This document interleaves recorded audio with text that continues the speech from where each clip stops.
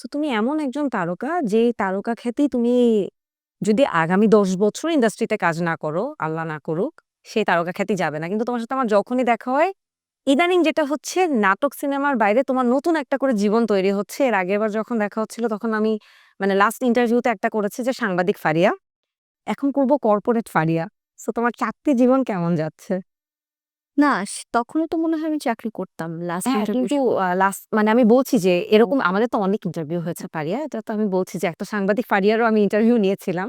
আজকে একটা কর্পোরেট ফারিয়ার ইন্টারভিউ নিচ্ছি।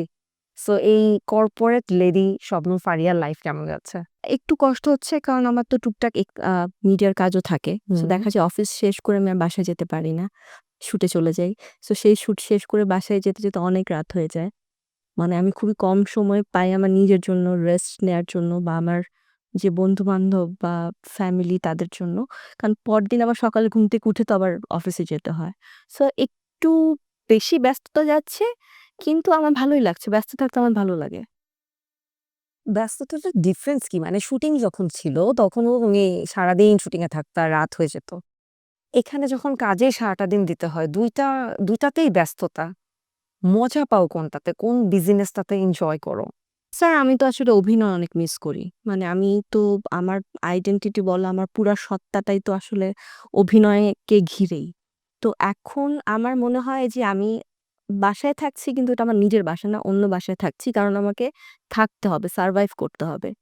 আ এটা আমার বলতে কোনো মানে দ্বিধা নাই যে আমি যদি খুব ভালো স্ক্রিপ্ট পেতাম এবং নিয়মিত অভিনয় যে টাইপের গল্পে আমি অভিনয় করতে চাই সেরকম গল্প পেতাম, তাহলে হয়তো আমাকে অল্টারনেটিভ আরেকটা ক্যারিয়ার করার চিন্তা করতে হতো না।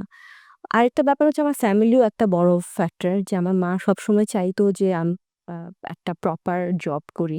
এটা আমার মার লাইফের একটা ড্রিম ছিল। আ এটা একটা বিষয় যে মা খুশি। কিন্তু আমি আসলে আমি সবচেয়ে বেশি খুশি থাকি যখন আমি সেটে থাকি। আমি অভিনয় করতে পারি এবং আমি সবসময় ফিল করি এই জিনিসটা যে অ্যাকশন এবং কাটের যেই অল্প একটু টাইম, ওইটা আমার কাছে সবচেয়ে হ্যাপি টাইম থাকে যে, "oh I have done something." So ওইটা যেহেতু মিসিং, ওইটা আমার খুবই খারাপ লাগে। আমি টুকটাক কাজ করছি। যেমন এবার রোজায় আমি অনুষ্ঠান উপস্থাপনা করলাম। ৩০ পর্বই ১ম বারের মতো বা ঈদের স্পেশাল একটা শো আমি উপস্থাপনা করছি।